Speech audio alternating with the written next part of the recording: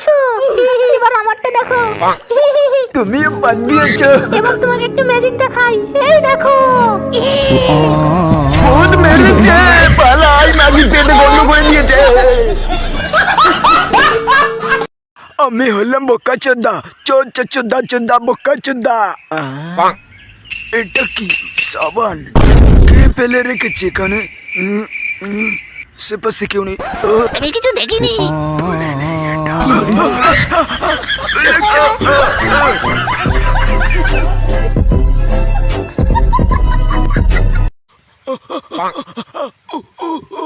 আরে বড় হ্যান্ডেল মারছে।